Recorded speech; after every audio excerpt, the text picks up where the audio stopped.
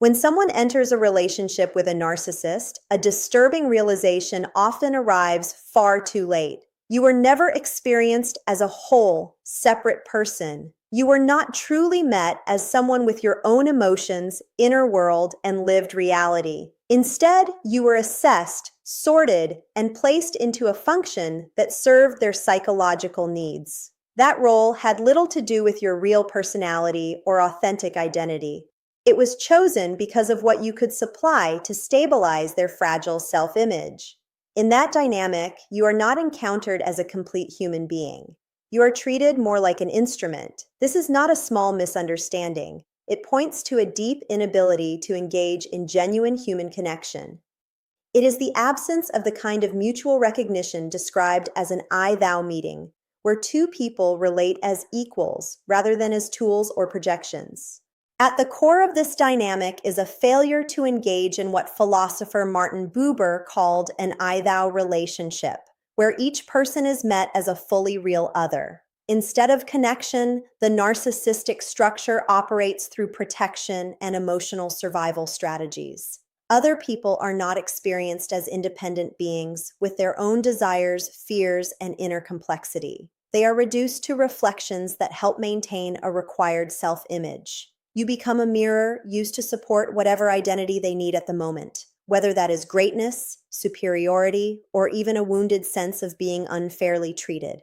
Your individuality matters only insofar as it reflects back what they are trying to believe about themselves. In this framework, empathy is not absent entirely, but it is redirected toward maintaining the illusion rather than truly understanding another person's inner life. The moment you begin to step outside the role assigned to you, the dynamic often shifts sharply. When you set boundaries, express personal needs, or grow in ways that can no longer be easily controlled, you are no longer useful in the same way. Instead of trying to understand your perspective, the response tends to be tactical rather than relational. There may be emotional withdrawal, sudden criticism, or a transition into devaluation, and in some cases, complete rejection. These reactions are not random. They come from the same underlying mechanism of self-protection. Once you are no longer reinforcing the desired self-image, your presence feels threatening to the internal structure they depend on. This pattern appears not only in intimate relationships, but also in families and workplaces, where questioning authority or disrupting control leads to blame, exclusion, or undermining. What is happening is not ordinary disagreement, but objectification within psychological system. Many people wonder whether narcissists are fully aware of how they treat others. The truth is layered. On the surface, they may not consciously analyze every behavior or fully acknowledge the impact they have. Yet at a deeper level, they often recognize they take more than they give and relate to others in a transactional way. This is where emotional coldness becomes visible. Even when you offer care, patience, and understanding, it is not inner self they are responding to, but the function you serve. What they seek is admiration, validation, compliance, and emotional regulation provided by others. When you stop supplying these, you may quickly be labeled as selfish or distant, which is form of projection. In reality, they believe they are entitled to your loyalty regardless of behavior. When that expectation is not met, they experience betrayal not from lost connection, but from disruption of their identity system. What often makes relationships with a narcissistic pattern so disorienting is that the very traits that initially draw them in are the same traits that later become the target of criticism. Your confidence, emotional awareness, independence, kindness, and resilience are appealing at first, not because they are genuinely appreciated, but because they are something they want to take hold of. In their internal logic, qualities they feel they lack are not simply admired from a distance. They are something to be absorbed or controlled. In the early stage, this creates idealization. You are seen as exceptional, capable, even almost flawless. But this perception is not grounded in a real understanding of you. It is a projection shaped by their needs. As long as you stay aligned with that imagined version, the connection feels smooth and stable on the surface. Over time, however, reality begins to interrupt the illusion. The moment you assert yourself, question unfair treatment, achieve something that triggers insecurity, or stop complying automatically, the balance shifts. Your independence, which was once admired, now feels threatening. Instead of engaging with that discomfort honestly, the dynamic often turns into gradual erosion. It may begin with subtle sarcasm, small criticisms disguised as humor, emotional withdrawal, or quiet disappointment. As it progresses, it can move into manipulation, blame shifting, and gaslighting. The underlying pattern is a refusal to tolerate anything that challenges their internal sense of superiority or stability. Rather than facing their own insecurity, they redirect it outward, reframing your clarity as the problem and your boundaries as something unreasonable. At the core of this dynamic is a misunderstanding of strength itself. Real strength is not control over others or the ability to dominate a situation. It is emotional integrity, grounded awareness, and the willingness to stay aligned with truth even when it is uncomfortable. When you embody this kind of stability, it disrupts the internal system built on image management and denial. Your honesty makes inconsistencies visible, and your emotional clarity resists manipulation. Even empathy becomes a challenge because it naturally detects what is unspoken or distorted. Instead of being met with openness, this often triggers resistance, distortion of your words, or attempts to make you doubt your own perception. The issue is not that your strength is unseen, but that it cannot be safely integrated into their controlled framework. The deeper tragedy is that these same dynamics often end up damaging the very qualities that created the initial connection. The qualities that once drew them in become the justification for conflict, criticism, and emotional withdrawal. This is not simply about cruelty, but about emotional limitation and an inability to sustain genuine intimacy. Real closeness requires the capacity to share space with another person without needing to control or diminish them. When that capacity is missing, connection becomes unstable. What remains is a cycle where your wholeness is reframed as a threat and your authenticity is treated as something to be corrected. Over time, this leaves many people confused and drained, carrying the burden of being made to feel as if their healthiest traits were the problem all along. So what this really means for you is learning to clearly separate being valued from being used. Real care cannot exist without respect, and attention that lacks emotional understanding is not true connection. Admiration on its own is not love if it is being used as a form of control. One of the most important realizations is that your strength was never the cause of the relationship breaking down. Your strength was simply something that could not be reshaped to fit someone else's fantasy. It disrupted the role you were placed in and made it harder for them to maintain their internal story. It was never your honesty or emotional depth that created the problem, but their inability to relate to you as a fully real, separate human being with your own inner world. The deeper issue is that your presence disrupted a fragile system built on illusion and self-protection. In this kind of dynamic, connection is not based on mutual recognition, but on maintaining an internal image. Martin Buber described authentic relationship as an I-thou encounter, where two people meet as fully real and equal. Here, however, interaction is shaped by projection and control. When you showed honesty, independence, or emotional clarity, it unsettled that structure. Instead of adjusting, the system resisted because anything that threatens illusion feels unsafe. Your authenticity became difficult to hold, not because it was wrong, but because it could not be contained within their narrative. This is why you were both idealized and feared, creating a constant tension that never truly stabilized. When you begin stepping out of the role assigned to you, the dynamic often changes quickly. Setting boundaries, expressing needs, or becoming more self-directed can shift how you are treated. Instead of trying to understand you, the response becomes more strategic than relational. You may see withdrawal, criticism, emotional coldness, or sudden devaluation, and sometimes complete cutoff. These reactions are not random. They come from the need to protect a fragile internal structure.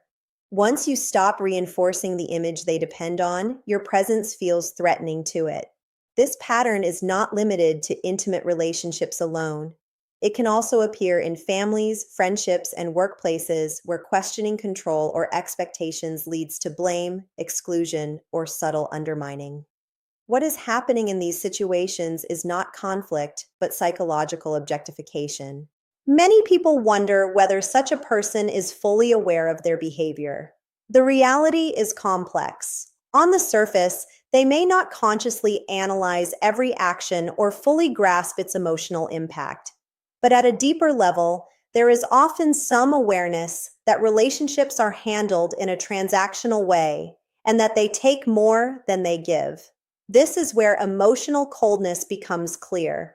Even when you offer care, patience, and understanding, they are not responding to your inner world, but to the function you serve. What they seek is validation, attention, compliance, and emotional regulation. When those needs are not met, they may label you as selfish or distant, which is projection rather than truth.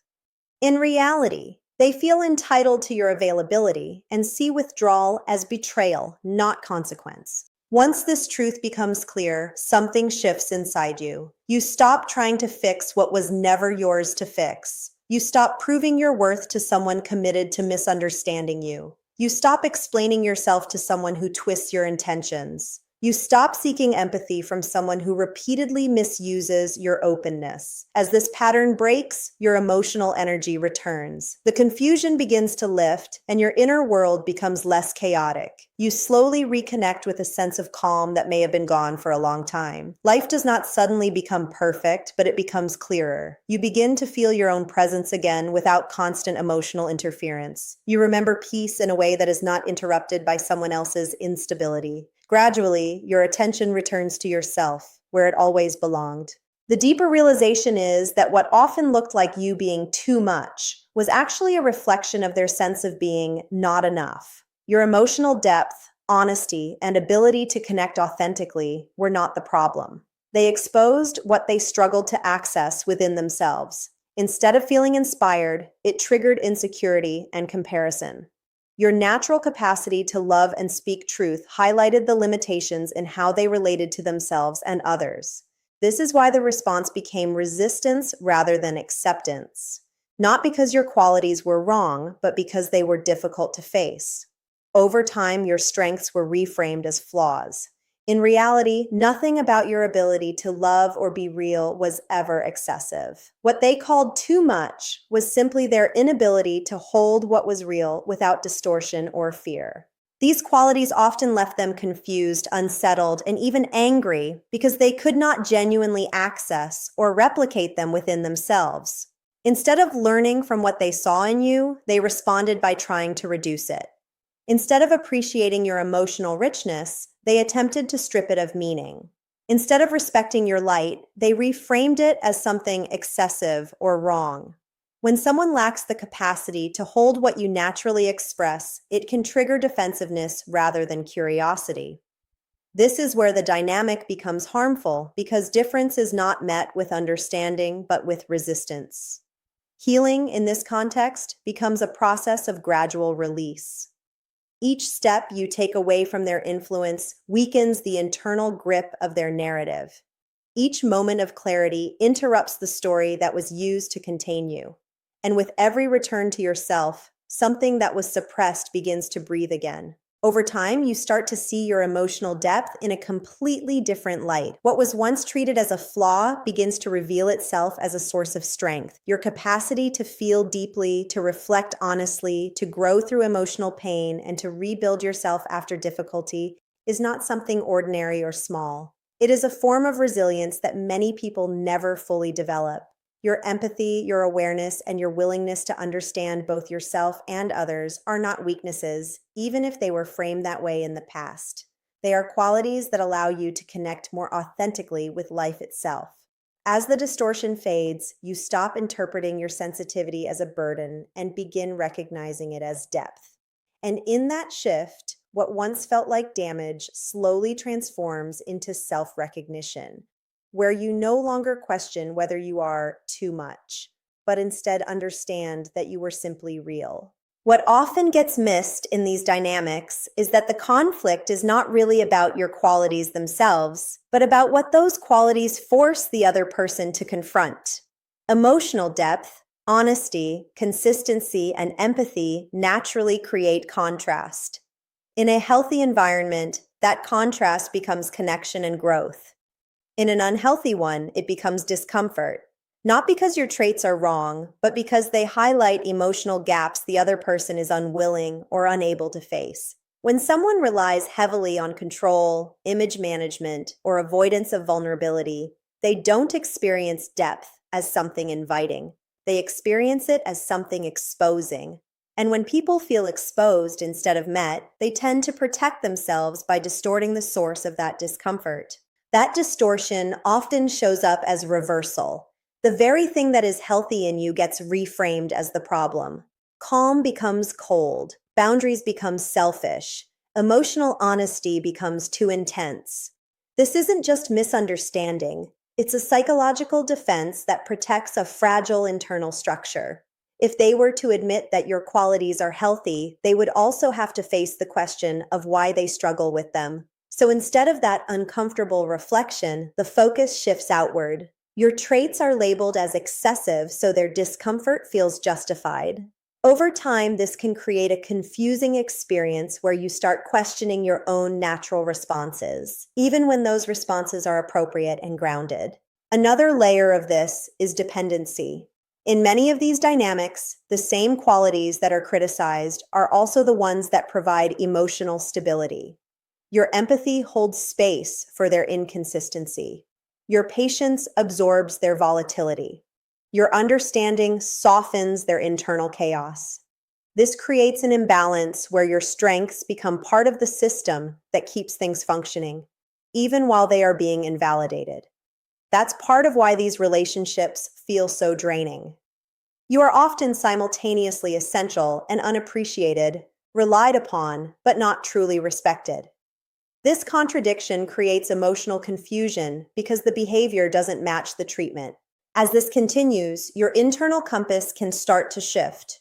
You may begin adjusting yourself not based on what feels true, but based on what prevents conflict. You might silence your instincts earlier, explain yourself more, or take responsibility for things that aren't yours, simply to maintain some sense of stability.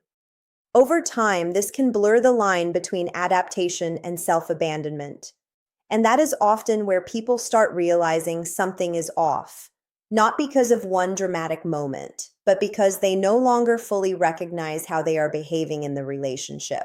Healing begins when you start recentering your perception away from how they interpreted you and back toward your own direct experience. That means trusting the signals you once overrode. It means noticing when something feels inconsistent, even if it is being explained away. It means allowing your boundaries to exist without immediately negotiating them down for the sake of peace. At first, this can feel uncomfortable because it disrupts the role you were placed in. But that discomfort is often the first sign that you are no longer organizing your behavior around someone else's emotional stability.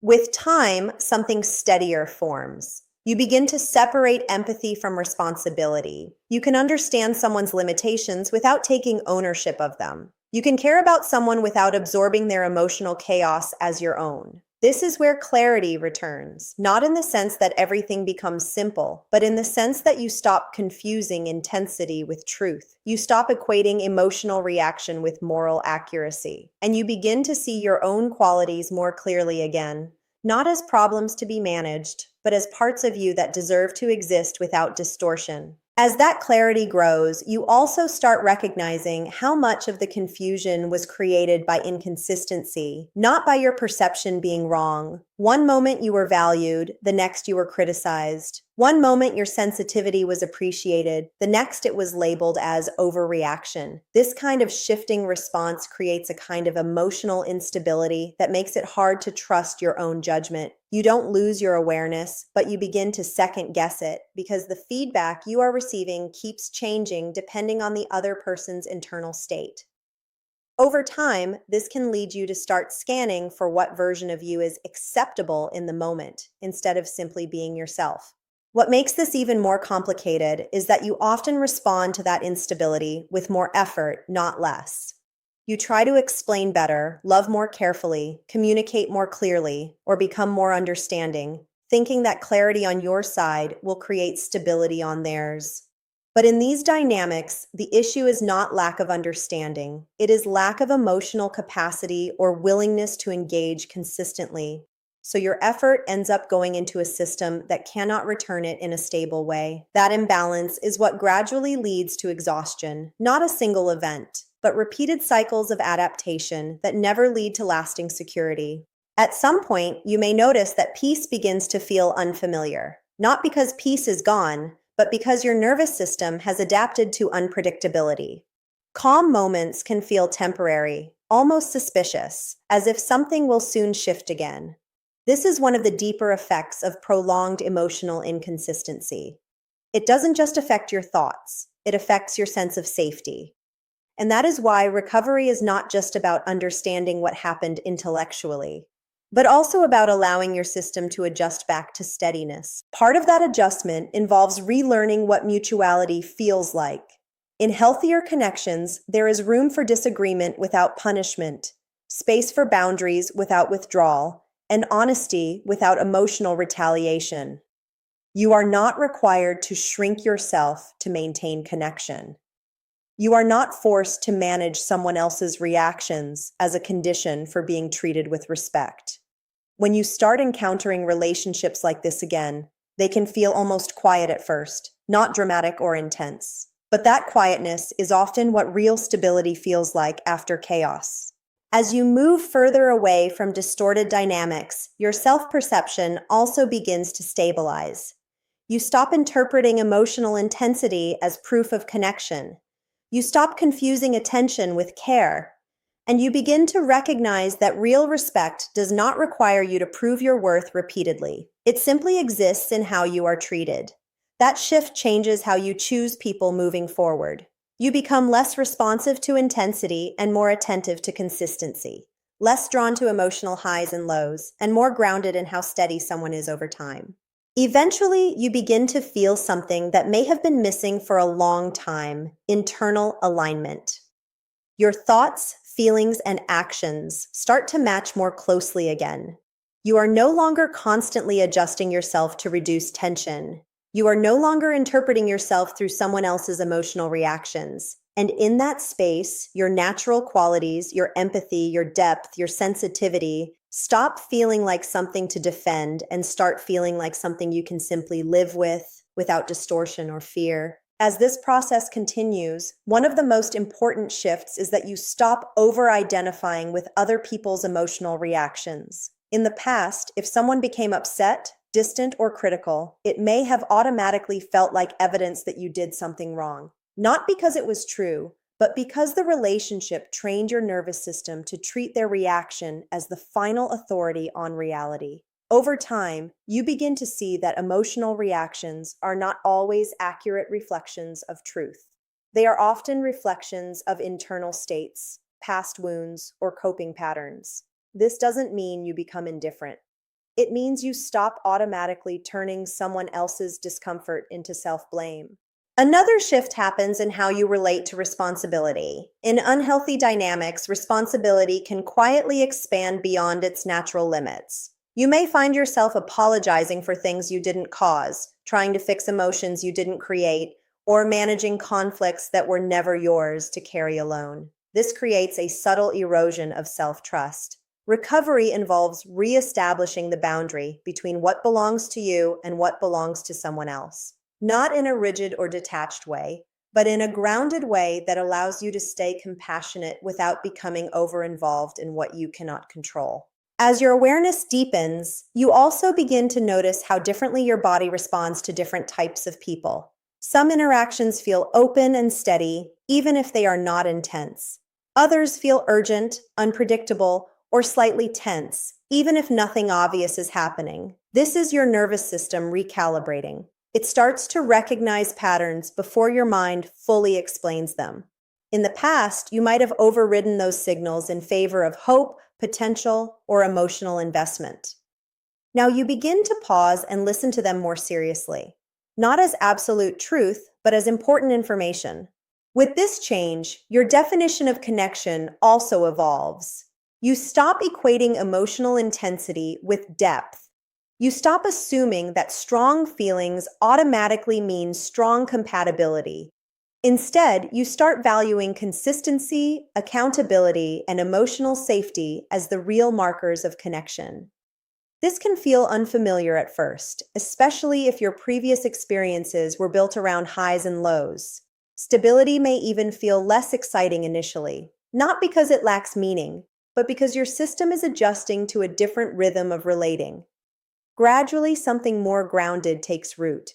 You begin to trust your own perceptions again without needing constant external validation. You stop rewriting your inner experience to match someone else's interpretation. And in that space, your identity becomes less reactive and more stable. You are no longer primarily defined by how others respond to you, but by your own internal sense of clarity. From there, relationships stop being about survival or emotional management and start becoming about mutual presence. You are no longer trying to earn safety through effort or endurance. You are simply observing whether safety exists. And when it does not, you are more able to step back without internal collapse or confusion. That is one of the quiet turning points in healing. When leaving confusion behind no longer feels like loss, but like returning to yourself. As this continues to deepen, another subtle change happens. You start losing interest in dynamics that require emotional self-abandonment. What once felt like chemistry begins to feel more like instability in disguise. The intensity that used to pull you in starts to register differently, almost like a signal your system now recognizes as unsustainable. This doesn't happen through force or decision alone. It happens because your nervous system slowly stops associating emotional volatility with love. And when that association weakens, your choices naturally begin to change. You also begin to notice how differently clarity feels compared to confusion. Confusion often carries urgency, overthinking, and emotional pressure to resolve something immediately. Clarity, on the other hand, tends to feel quieter. It doesn't demand constant justification. It simply holds its position without needing to prove itself. In the past, you may have dismissed that quiet knowing in favor of stronger emotional signals or external persuasion. But over time, you start to trust the quieter layer more, even when it contradicts intensity or attachment. Another important shift is how you relate to validation. In distorted dynamics, validation can become something you chase or rely on to stabilize your sense of reality. But as healing progresses, validation from others becomes less central to your self-understanding. It still feels good, but it is no longer the foundation of your emotional stability. You stop outsourcing your sense of truth. Instead, you begin checking in with yourself first, and only then considering external input as secondary information rather than final authority. This also changes how you handle disconnection. In the past, disconnection may have triggered urgency, rumination, or attempts to repair things quickly, even at your own expense. Now, disconnection becomes something you can observe without immediately collapsing into explanation or pursuit. You can allow space without turning it into self-doubt. You can tolerate uncertainty without immediately filling it with over-effort. This is not emotional detachment in a cold sense, but emotional steadiness. As this steadiness grows, you begin to experience relationships differently at a very basic level. You are no longer scanning for shifts in mood to determine your worth. You are no longer adjusting your expression to prevent rejection. You are no longer translating yourself into versions that feel safer for someone else. Instead, you are simply present and noticing whether presence is reciprocated in a consistent way.